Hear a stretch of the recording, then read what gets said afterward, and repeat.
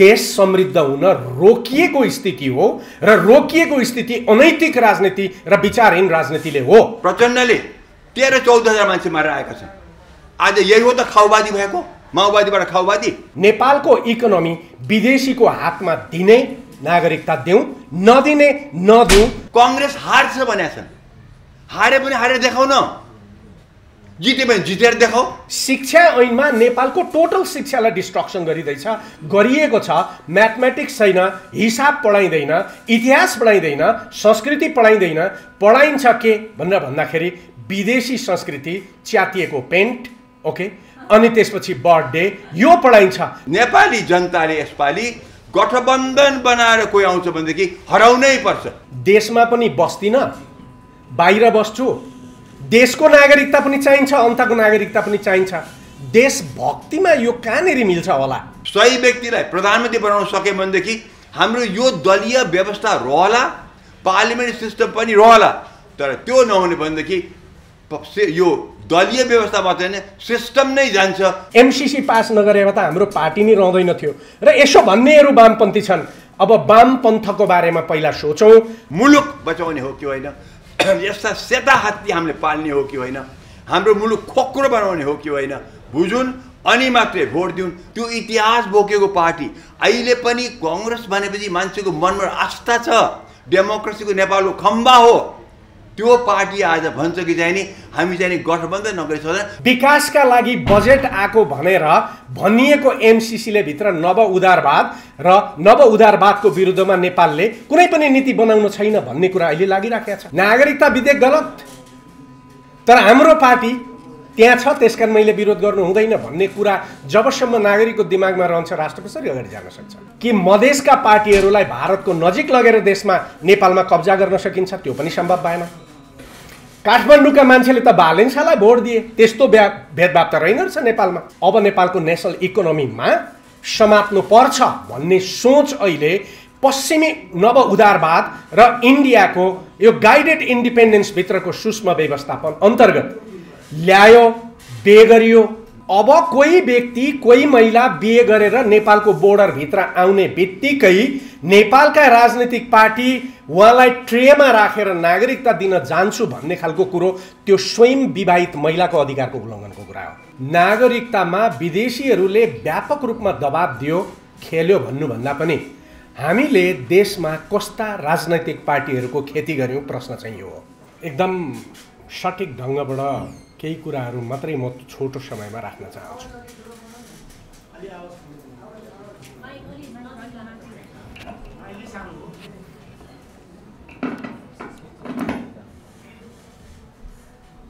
सुनिएकै छ जस्तो लाग्छ, झन् बिग्रिया जस्तो लाग्छ।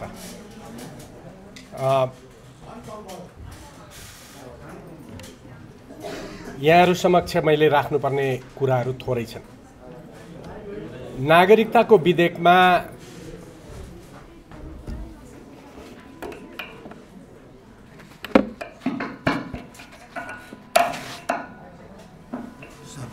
नागरिकताको विधेयकमा 70 करिब वर्षदेखि छलफल चलिराखेको छ। पहिलो कुरो त हामीले के ख्याल गर्नु आवश्यक छ भने 70 वर्षको यो लामो समयमा छलफल चाहिँ हामीले के बारेमा गर्यौँ? एक, यो सम्पूर्ण नेपाली नागरिक, विज्ञहरू, राजनैतिक पार्टीहरू र देशभक्त नागरिकहरूले विचार गर्नुपर्ने कुरा हो। यसबारेमा यहाँभन्दा ज्यादा भन्न चाहन्न। दोस्रो कुरो, हामी यो माग कोसँग गरिरहेछौँ? 2047 सालमा पञ्चायती तानाशाहीका विरुद्धमा आन्दोलन गरियो र देशलाई राम्रो बनाउनका लागि आन्दोलन गरिराखियो। उहाँहरू त्यति बेला यही कुरो भन्नुहुन्थ्यो। त्यसपछि चुनावमा पनि उहाँहरू यही भन्नुहुन्थ्यो। आज उहाँहरू जति सबै सत्तामा हुनुहुन्छ, कोही विपक्षमा, राष्ट्रपतिज्यूको कुरो पनि उठ्यो। अध्यादेश त उहाँले पनि ल्याउनु भयो। अध्यादेश ल्याउने बेला उहाँले ठिक गर्नुभयो। अब अहिले बेठिक उहाँले यो हामीले माग राखेको कुरो के हो मलाई थाहा छैन। प्रश्न त्यस अर्थमा नागरिकतामा विदेशीहरूले व्यापक रूपमा दबाब दियो, खेल्यो भन्नुभन्दा पनि हामीले देशमा कस्ता राजनैतिक पार्टीहरूको खेती गर्यौँ, प्रश्न चाहिँ यो हो। देशको राजनीति जिम्मा लिने व्यक्तिले राष्ट्रिय स्वार्थभन्दा पर गएर जब आफ्नो राजनीतिलाई खेती बनाउँछ कहिलेसम्म यो आन्दोलन हामीले लड्ने हो। त्यसकारण प्रश्न नागरिकता विधेयकको भन्दा पनि यस्ता राजनैतिक दलबाट शासन चल्छ, देश जन्मिन्छ, देश रहन्छ वा रहँदैन भन्ने चाहिँ छलफलको विषय हो कि मलाई त्यस्तो लाग्छ। यसबारेमा पनि यहाँभन्दा धेरै बताइरहनु पर्ने आवश्यकता म देख्दिनँ। यहाँहरूले यति भनेपछि बुझ्नुहुन्छ। तर हामी सबैले झोला बोक्न त छोडेका छैन, झोला त बोकेकै छौँ। नागरिकता विधेयक गलत, तर हाम्रो पार्टी त्यहाँ छ, त्यसकारण मैले विरोध गर्नु हुँदैन भन्ने कुरा जबसम्म नागरिकको दिमागमा रहन्छ राष्ट्र कसरी अगाडि जान सक्छ। त्यसकारण पट्टाछेपको अवस्था हो कि अब नागरिक बन्ने कुरा हो कि भन्ने लाग्छ। देशमा करिब 70% वामपन्थ छ राजनीतिमा। वामपन्थको अर्थ परिवर्तन, सुधार, मानिसको समृद्धि, मानिसको एउटा हैसियतको निर्माण हो। तर देशको वामपन्थले परिवर्तन खोजिरहेछ, देशको वामपन्थले नागरिकको समृद्धिको कुरा गर्छ अनि देशको वामपन्थले राष्ट्रको अस्मिताको कुरा गर्छ भनेपछि प्रश्न नागरिकताको हो कि वामपन्थ समाप्त भएको बारेमा नागरिकको चिन्ता हो। यहाँनिर बडा महत्त्वपूर्ण बहसको कुरो होला मलाई यस्तो लाग्छ। नागरिकताकै विषयमा कुरा गर्दाखेरि मेरो एउटा सधैँभरि के दृष्टिकोण छ भने हामी नागरिकताको कुन पक्षको आन्दोलन हो त्यो पक्षमा स्पष्ट भएर आन्दोलन गर्ने गरौँ। हामी तराईमा पहाडमा पनि गरिब, दलित, महिलाहरू थुप्रो एउटा सङ्ख्या छ, उनीहरूले नागरिकता नपाएको कुरालाई पनि आन्दोलनभित्र सँगै राख्छौँ। महिला बिहे गर्ने बित्तिकै नेपालमा आएर नागरिकता प्राप्त गर्नु हुँदैन भन्ने कुरालाई पनि त्यही बास्केटमा राख्छौँ। अनि विदेशीहरू माइग्रेट गरेर नेपालमा आएर अङ्गीकृत नागरिकता लिने र देशलाई चाहिँ देशको जनसङ्ख्यालाई अल्पमतमा परिणत गर्ने कुरालाई पनि त्यही बास्केटमा हाल्छौँ। यी फरक फरक समस्या हुन्। यी फरक फरक समस्यामा हाम्रा फरक फरक दृष्टिकोण बन्नुपर्ने आवश्यकता मैले देखेको छु। त्यही कुरामा अस्पष्ट भएको कारणले गर्दाखेरि नागरिकलाई समष्टिगत रूपमा देशको पक्षमा नागरिकताको विषयलाई लिएर आन्दोलनमा उतार्न नसकिएको हो कि मलाई त्यस्तो लाग्छ। हिजो एउटा निश्चित समय थियो कि नेपालको जङ्गल फडानी भइराखेको थियो, बिहार गरिब थियो, सबै मान्छे नेपालतिर प्रवेश गर्न चाहन्थ्यो। त्यति बेला नागरिकता एउटा समस्याको रूपमा थियो। त्यसपछि अर्को समस्या आयो। अहिले पछिल्लो समय नागरिकताको अर्को समस्या जन्मिराखेको छ। त्यो समस्या एकाधिक र धनी देशका मान्छेहरूले नेपालमा सत्ताको प्रयोग गरेर नागरिकता लिने प्रवृत्ति। अर्को एउटा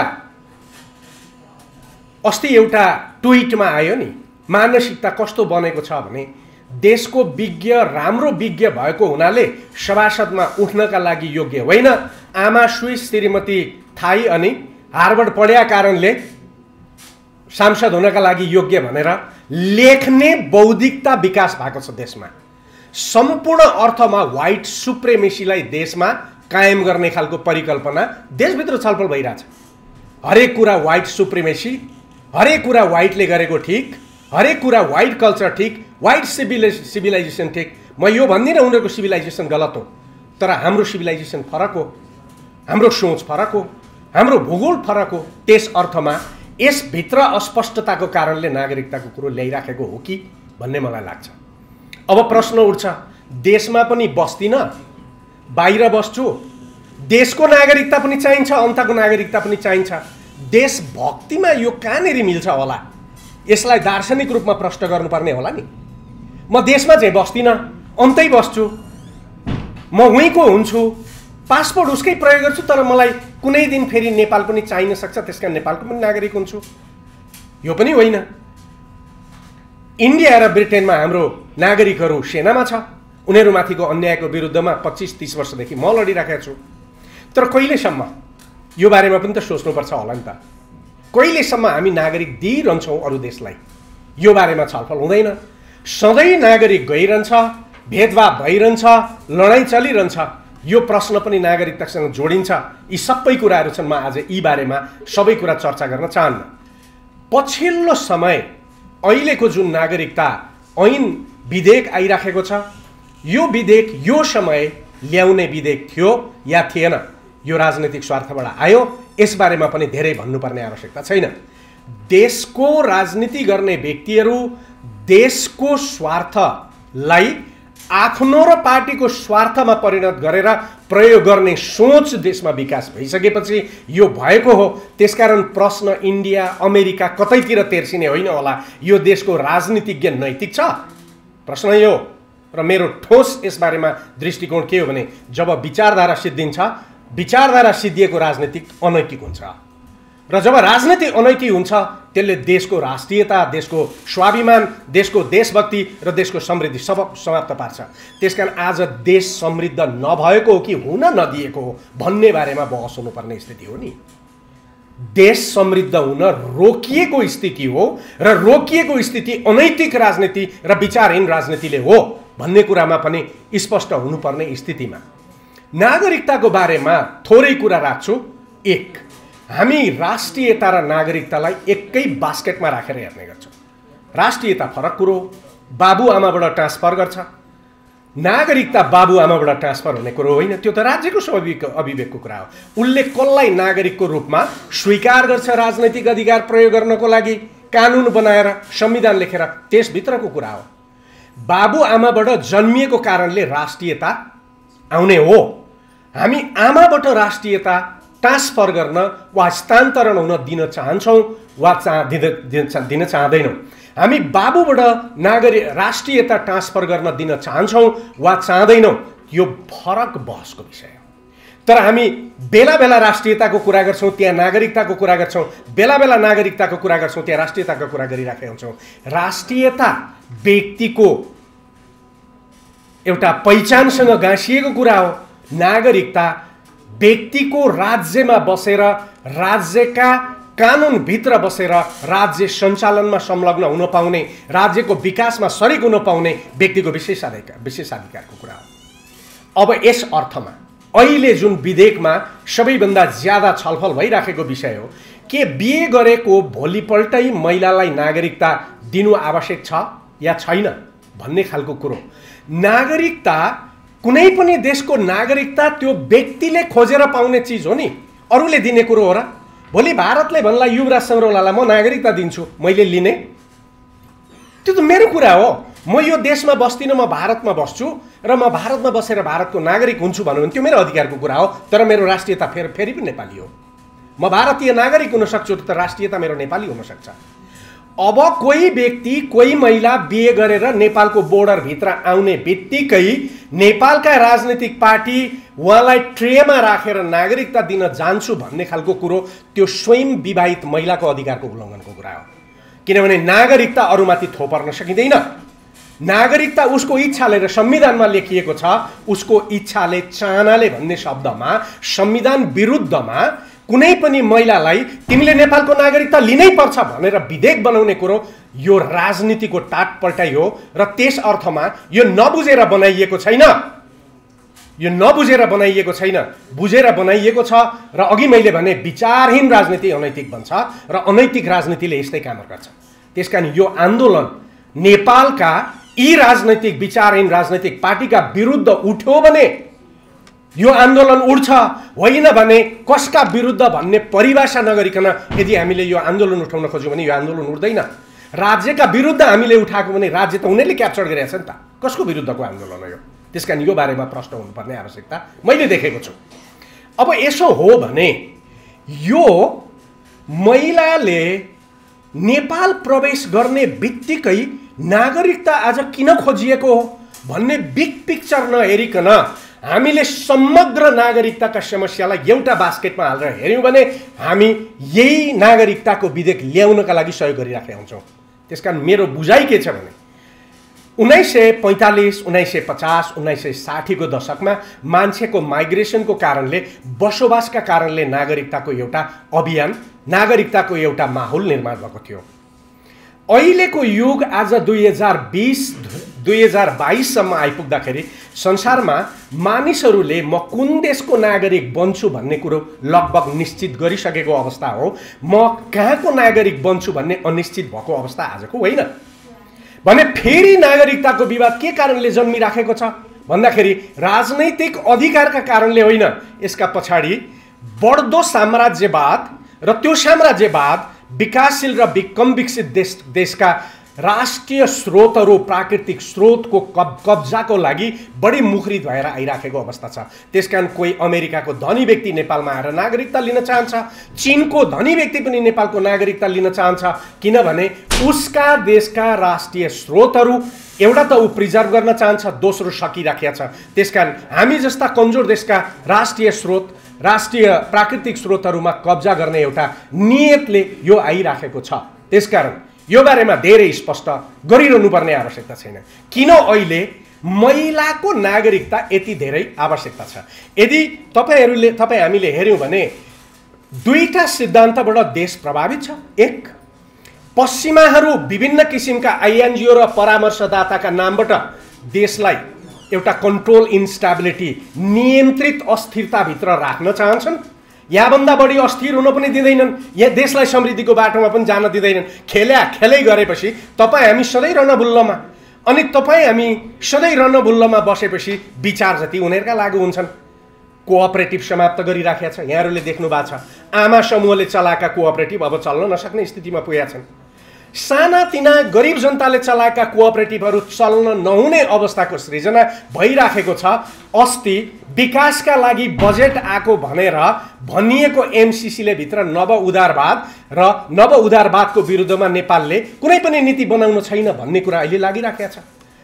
धेरै मित्रहरूले हेर्नुभयो, भयङ्कर ठुलो बिजुलीको तार टाँगिनेवाला छ। बिजुलीको तार त टाँगिएन, अर्थकै तारहरू टाँगिराखिएको स्थिति छ। देशको अर्थतन्त्र धाराशायी पार्ने खेल गजबले भइराखेको स्थिति छ। अहिले त्यसैको कडीको रूपमा यो नागरिकता विधेयक आइराखेको छ। त्यसकारण पुरुषहरूले नागरिकता प्राप्त गर्न भन्दा महिलाहरूले नागरिकता प्राप्त गर्न सहज ढङ्गबाट विवाह गरेको सीमाना क्रस गर्दा नेपालमा नागरिकता दिनुपर्छ भन्ने कुराहरू अहिले जो आइराखेको छ, त्यसको पछाडि एउटा मूलभूत कारण के हो भनेर भन्दाखेरि आर्थिक दृष्टिकोणबाट इन्डियाले 1950 र त्योभन्दा अगाडि 1923 मा ब्रिटिस राज र त्यसपछि 1950 को इन्डियाले गरेको जुन नेपालको स्वतन्त्रता गाइडेड इन्डिपेन्डेन्स, भारत निर्देशित एउटा जुन स्वतन्त्रता हो, र त्यसभित्र अहिलेसम्म भारतले नेपालको राजनीतिभित्र सूक्ष्म विश्लेषण गर्यो, सूक्ष्म व्यवस्थापन गर्यो र एकपल्ट उसले सोच्यो कि मधेसका पार्टीहरूलाई भारतको नजिक लगेर देशमा नेपालमा कब्जा गर्न सकिन्छ। त्यो पनि सम्भव भएन। काठमाडौँका मान्छेले त भालेन्सालाई भोट दिए, त्यस्तो भेदभाव त रहेन रहेछ नेपालमा।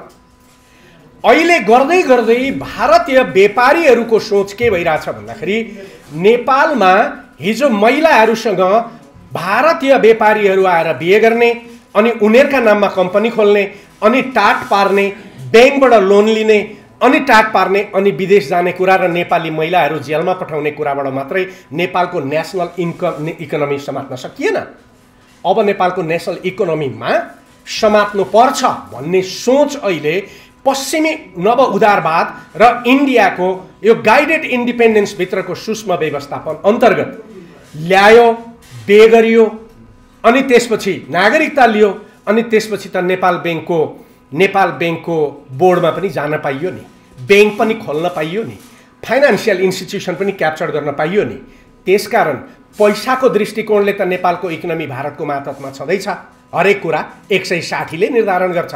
अब नेपालको नेचुरल रिसोर्सेसहरू कब्जा गर्ने हो भने भारतीय नागरिकहरूका नाममा कम्पनी र कर्पोरेसनहरू खोल्नु आवश्यक छ, र नेपालको इकोनोमीलाई क्याप्चर गरियो भने भारतको सूक्ष्म व्यवस्थापन नेपालमा सहज हुन्छ भन्ने पछिल्लो व्यवस्थापन र पछिल्लो विश्लेषण यहाँहरूले भारतीयहरूले लेखेका आर्टिकलहरू, पिलामारीदेखि लेखिएका आर्टिकलहरू सबै पढ्नुभयो भन्ने स्पष्ट छ। त्यसकारण हाम्रो आन्दोलन कसका विरुद्धमा? यो ल्याउन दिनेको विरुद्धमा, यो ल्याउन चाहनेको विरुद्धमा। ल्याउन चाहने त सिमाना पारिपट्टि छ, हामी लड्न जान्छौँ। त्यो ल्याउन दिने देशभित्र बस्छ, त्यसको विरुद्धमा आन्दोलन गर्ने या नगर्ने प्रश्न यो हो। बौद्धिकले भन्ने यति नै मात्रै होला, नागरिकताका प्रावधानमा विश्लेषण अत्यन्तै धेरै गरिसक्यो, गर्नु आवश्यक छैन। यो मञ्चलाई मेरो आह्वान के हो भन्दाखेरि नेपालको इकोनोमी विदेशीको हातमा दिने नागरिकता देऊ, नदिने नदिउँ। त्यसकारण अध्यादेशभन्दा अगाडिको अर्को प्रयत्न, त्योभन्दा अगाडिको प्रयत्न, जितेन्द्र देवदेखिका त्यो घटनाहरूलाई हेर्दै आउनुभयो भने एउटा भगीरथ कसरत केमा देखिन्छ भन्दाखेरि राजनैतिक रूपमा अहिलेको दुनियाँमा एउटा सोभरेन राष्ट्रलाई अर्को सोभरेन राष्ट्रले क्याप्चर गर्न सक्दैन, त्यो कुरो प्रश्न छ। संयुक्त राष्ट्र सङ्घ छ, अन्तर्राष्ट्रिय कानुन छ र नागरिकहरू संसारभरि जागरुक छन्।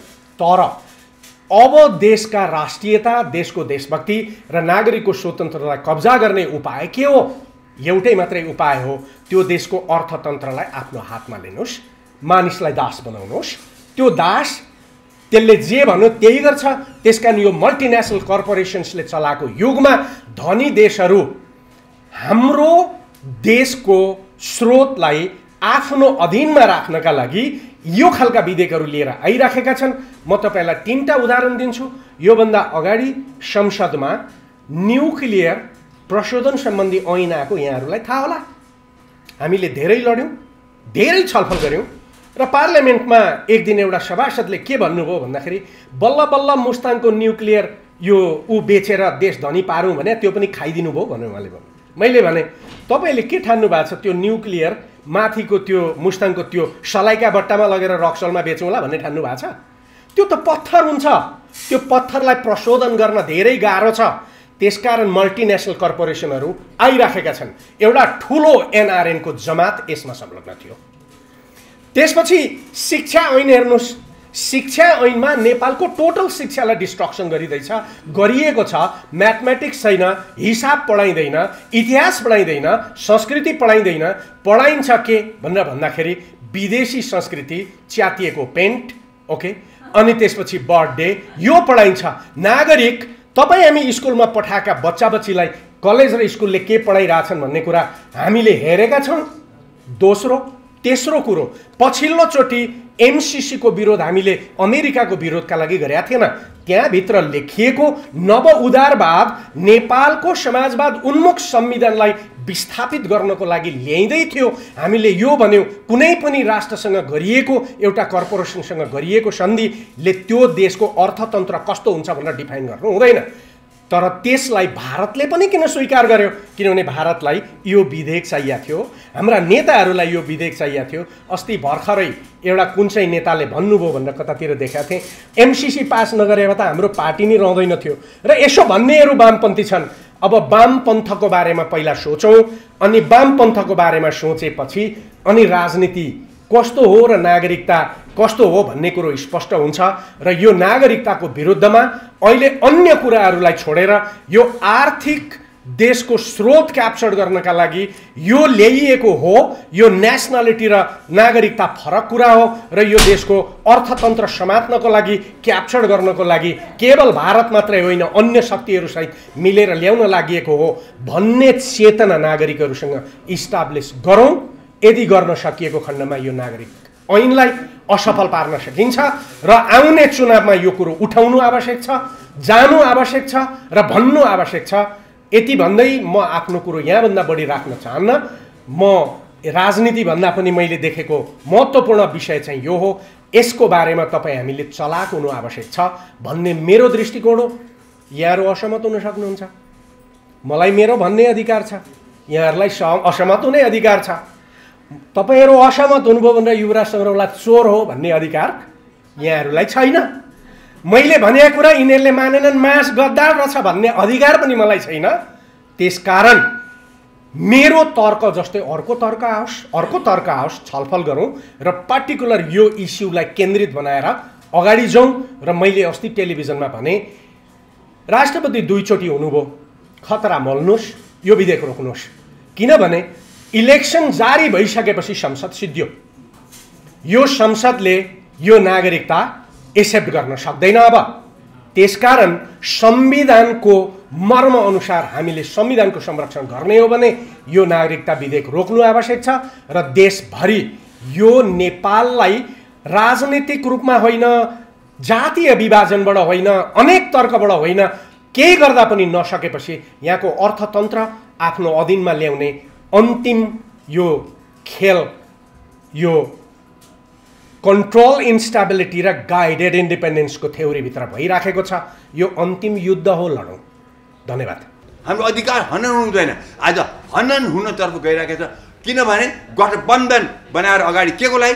यिनको क्षणिक फाइदाको लागि, यिनी क्षणिक प्रधानमन्त्री बन्नुको लागि नेपालको लुट मचाउनुको लागि यिनीहरूले हामीलाई चाहिँ नि हाम्रो अधिकारबाट हामीलाई वञ्चित गर्न खोजे। सबभन्दा पहिले नेपाली जनताले यसपालि गठबन्धन बनाएर कोही आउँछ भनेदेखि हराउनै पर्छ, कुनै हालतमा जिताउनु हुँदैन। किनभने त्यहाँ गन्ध पुरा भ्रष्टाचारको, गैर सिद्धान्तवादीहरू र हाम्रो अधिकार हनन गर्ने व्यक्तिहरू जुन आउँछन् अगाडि, तिनलाई कुनै हालतमा जिताउनु हुँदैन। जितायो भनेदेखि म खबरदारी गर्छु, चेतावनी दिन्छु, यो मुलुक राम्रो अवस्था हुनेवाला छैन। कुनै सिद्धान्तमा नचलेपछि त्यो मुलुक अगाडि बढ्न सक्दैन। र लोकतन्त्रमा दलीय व्यवस्था हाम्रो छ, दलीय व्यवस्थालाई नै मास्दिने हो, हामीले चाहिँ चुन्न नपाउने हो भनेदेखि त्यो दलीय व्यवस्था हामीले के को लागि? र त्यो दलीय व्यवस्थामा दलहरूले अगाडि आफ्नो सिद्धान्त बोकेर अगाडि नआउने हो भनेदेखि मुलुक अगाडि कसरी बढ्न सक्छ? र हामी सधैँ दलदलमा फस्ने हो। र त्यसो हो भनेदेखि यो सिस्टम, अघि ऋषिजीले भन्नुभयो, यो दलीय सिस्टम हामीले जे भए पनि यो चाहिन्छ भन्नुभयो, तर यसमै वितृष्णा फैल्यो फेरि भनेदेखि यो आउँदो चुनावमा म त देख्छु अन्तिम हाम्रो यो अवस्था छ। अब यो अन्तिम चेतावनी हो। हामीले 7 सालदेखि अहिलेसम्म यो सिस्टम, यो पार्लियामेन्ट्री सिस्टम हाम्रो छ। अहिले 7 सालदेखि 79सम्म चाहिँ नि हामीले यसलाई ट्राई गऱ्यौँ, सक्सेसफुल भएको छैन। दुई चोटि त कु भइसक्यो। यस्तो अवस्थामा यो सिस्टम अब अन्तिम ट्रायलमा छ। यो इलेक्सनमा हामीले बुद्धिमानीसँग दिन सक्यौँ, सही पार्टीलाई भोट गर्न सक्यौँ, सही व्यक्तिलाई चाहिँ ल्याउन सक्यौँ जिताएर, सही व्यक्तिलाई प्रधानमन्त्री बनाउन सक्यौँ भनेदेखि हाम्रो यो दलीय व्यवस्था रहला, पार्लियामेन्ट्री सिस्टम पनि रहला। तर त्यो नहुने भनेदेखि यो दलीय व्यवस्था मात्रै होइन, सिस्टम नै जान्छ। त्यो भयो भने अर्को कु हुन्छ, कु नभई छाड्दैन। यसरी जब दलहरूले हाम्रो अधिकारै हनन गर्दै गइरहेका छन्, त्यो त्यसमा कु नभइकन अब हुँदैन। यस्तो अवस्था नेपालमा यिनीहरूले पुर्याएका छन्। अब भने ओलीलाई भने प्रतिगामी। सुरेनजीले अहिले एकदम व्याख्या गरिसक्नुभयो। ओली जे भए पनि एक ढिका, एक पार्टी, एउटा सिद्धान्त बोकेर अगाडि बढेको छ। उसले खिचडी चाहिँ सिद्धान्त दिएको छैन। र उसले जे मन पराउनुहोस् मन नपराउनुहोस्, तर नेपालीहरू वीरतालाई पूजा गर्छन्। वीरतालाई, एक्लैमा आउँछु, जित्न सक्छु, 5 दल एकातिर म एकातिर, म जित्छु भन्ने अवस्थामा जब ओली बोल्छन्, नेपालीले तिनको कदर गर्छ, अवश्य कदर गर्छ। किनभने नेपालीहरू पावरका पनि पुजारी हुन्, नेपालीहरू शक्तिका पनि पुजारी हुन्। अब यहाँ अचम्म कुरा के छ भनेदेखि एक दलका एउटा नेता भन्छन् हामीलाई चाहिँ नि गठबन्धनले धोका दियो माधव नेपाल, तर गठबन्धन नभई हुँदैन। यो दुई जिब्रे गैर सिद्धान्तवादी लुटे लाचार व्यक्ति भए, नेता भएपछि मुलुक यस्ताले अगाडि कसरी हाम्रो मुलुकलाई लग्न सक्छन्? दोस्रो, प्रचण्ड देउवाले मलाई जिताउनु पर्छ, जिताउने मात्रै होइन मलाई सेकेन्ड पार्टी बनाउनु पर्छ। तर जितेपछि म सेकेन्ड पार्टी हुन्छु, तर कांग्रेसले प्रधानमन्त्री पाउँदैन, मैले पाउनुपर्छ।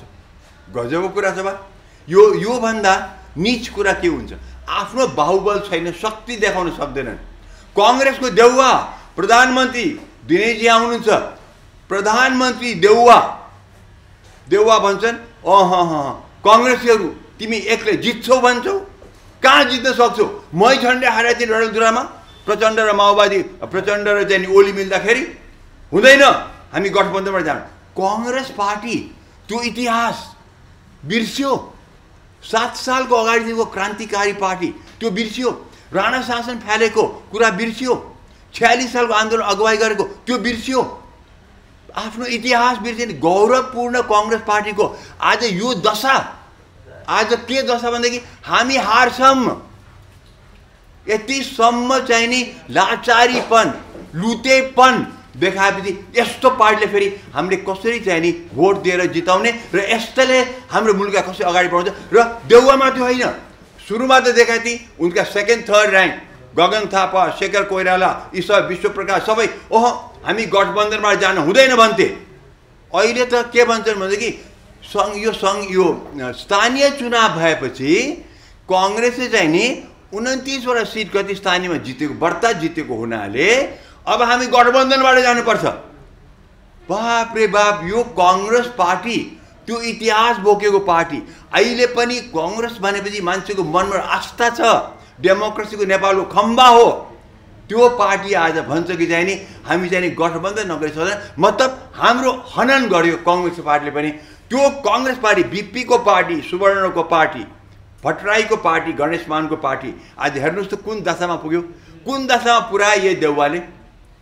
मैले पनि नि जुन नेतामा गुण देखिँदैन, बोलीमा गुण छैन, देखाइमा क्यारिजमा छैन, बुद्धि भनेको म देख्दैन, बरु उनको श्रीमतीको बुद्धि धेरै बढ्ता देख्छु। त्यस्तो अवस्थामा कसरी चाहिँ नि कांग्रेसलाई सेकेन्ड थर्ड र्याङ्कले चाहिँ नि त्यो एक्सेप्ट गरेर चाहिँ कि यस्ता व्यक्तिले चाहिँ नि बोलेको कुरा सत्य हुन्छ भनेर। कांग्रेस हार्छ भनेका छन्, हारे पनि हारेर देखाउ न, जिते पनि जितेर देखाऊ। तर यो सुरुमै चाहिँ नि हामी हार्छ भने खुट्टा कमाएर बस्ने, यो कस्तो कुरा हो? अनि के अरे हाम्रो चाहिँ नि हनन गर्ने। त्यसैले नेपाली जनताले यसपालि चाइचुई गर्ने होइन, यो लोकतन्त्र बचाउनु छ भने, अर्को नेपालमा कु नगराउने हो भने, कुनै हालतमा गठबन्धनबाट कोही आउँछ भने हराउनै पर्छ, कुनै हालतमा जिताउनु चाहिँ हुँदैन। तालमेल गरेर आऊ, सिट एडजस्ट गरेर मलाई आपत्ति छैन। त्यो सिद्धान्त नै चाहिँ नि उलट पलट गरेर आउँछ भनेदेखि चित्रबहादुर केसीको सिद्धान्तहरू चाहिँ नि देउवाको कहाँबाट मिल्छ मलाई भन्नुहोस् त, कहाँ मिल्छ मलाई? अब संघीयता, चित्रबहादुर केसी संघीय टोटल विरोधी, प्रचण्डले 13-14 हजार मान्छे मारेर आएका छन्। आज यही हो त खाउवादी भएको, माओवादीबाट खाउवादी भनेदेखि। अनि आज आएर चुनाव हुन्छ हुँदैन भन्न सक्दैन, होला जस्तो लाग्छ। तर जुन विप्लवको काण्ड जुन अहिले आयो, विप्लवको काण्ड देख्ने बित्तिकै मलाई शङ्का लाग्न थाल्यो। कतै चाहिँ नि विप्लवको काण्डबाट चाहिँ नि यो चुनाव बिथल्न त खोज्या होइन, नत्र पनि चुप लाएर बस्दा। ओलीले त्यति प्रयास गरेर विप्लवलाई ओभरग्राउन्ड ल्याए, सीके रावतलाई ओभरग्राउन्ड ल्याए, त्यत्रो प्रयास गरेर ल्याएको। आज यो सरकारले तत्काल त्यो सबै खत्तम पारेर चाहिँ फेरि विप्लवले चाहिँ नि धकेल्न खोज्या हो जङ्गलतिर, त्यो भयो भने त फेरि चुनाव बिथल्न्छ। यो गर्न खोज्या हो त? यो कस्तो कुराको कस्तो नीति हो यो? सुप्रिम कोर्ट चिफ जस्टिस सुरेन्द्रले कुरा गर्ने हो, उनले थन्काइदिएको छ। 1 वर्ष यो सरकार आएको, 1 वर्ष किन यसले केही गरेन, किन केही अगाडि बढाएन, किन अहिले अचानक किन बढायो त? यो चुनावी मुद्दा बनाएको सोझे कुरा छ। अब के भने हामीले त महाअभियोग लाउनु खोज्या, त ओलीले मानेन, उसले चार्ज गर्न आयो, सोझे कुरा छ। यो चुनावी हो, नत्र भने 1 वर्ष किन चुप लाएर बस्छ भने? यस्तो यस्तो घिनलाग्दो राजनीति आज, र त्यसमा साथ दिने दललाई पो म भन्छु यी कस्ता कस्ता नेता हामीले पाएछौँ। यस्ता नेता पाएपछि मुलुकलाई दुश्मनै चाहिँदैन, यस्ता नेता भएपछि हामीले दुश्मन चाहिँदैन, मित्र। हाम्रो मित्र त कोही पनि रहेनछ। त्यसैले हामी अब प्रचण्डजी माओवादी तत्काल हमफाल्दै भारत जानुहुन्छ, उनको देउवाको श्रीमती भारतमै बसिरहनु भएको छ। अब के चलखेल भएर हामीलाई थाहा छैन, इलेक्सन आउँदैछ। यो त कस्तो भएको छ भने यो मुलुकको त राजनीति हाम्रो हातमै छैन जस्तो लाग्छ देखिन्छ।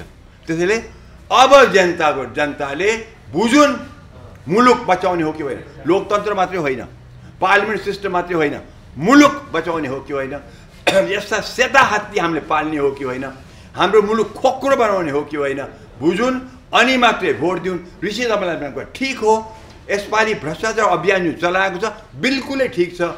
भ्रष्टहरूलाई चाहिँ नि बोयकट नै गर्नुपर्छ, तिनलाई फुल माला लगाउने होइन, जुत्ताको माला लगाउनु पर्छ। मञ्चमा उनलाई स्वागत गर्ने होइन, तलै राख्नुपर्छ तिनीहरूलाई। र चाहिँ नि यहाँ त चलन के छ भने जति भ्रष्टाचारीलाई, जति स्वेच्छाचारीलाई, जतै बलात्कारीलाई पनि हामी चाहिँ मञ्चमा ल्याएर चाहिँ फुलमाला लगाएर चाहिँ वाह वाह गराउँछ। त्यो प्रवृत्ति हामी नेपालीमा जुन छ त्यो पनि हामीले चाहिँ नि हामीले अब रोक्नुपर्छ। मुलुक बचाउने हो भने रोक्नुपर्छ।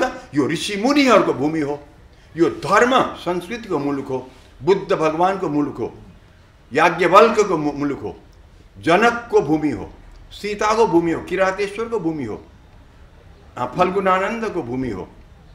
यहाँ कता कता ऋषिमुनिहरू भए, यसको भूमि हामीहरू हौँ, यसका सन्तति हामी जुन छौँ। हामीले आज यसरी यो मुलुकलाई, यस्तो विशाल सुन्दर मुलुक छ यो, यस्तो हिमाल जहाँबाट हिन्दू बुद्धिस्ट ओमकार संस्कृति नै संसारभरि फैलिएको छ, त्यस्तो मुलुकलाई आज यस्तो खत्तम पार्ने अवस्थामा पर्ने यस्ता नेताहरूलाई अब भोट दिन हुँदैन। कुरा त्यही हो। धन्यवाद, थ्याङ्क यू।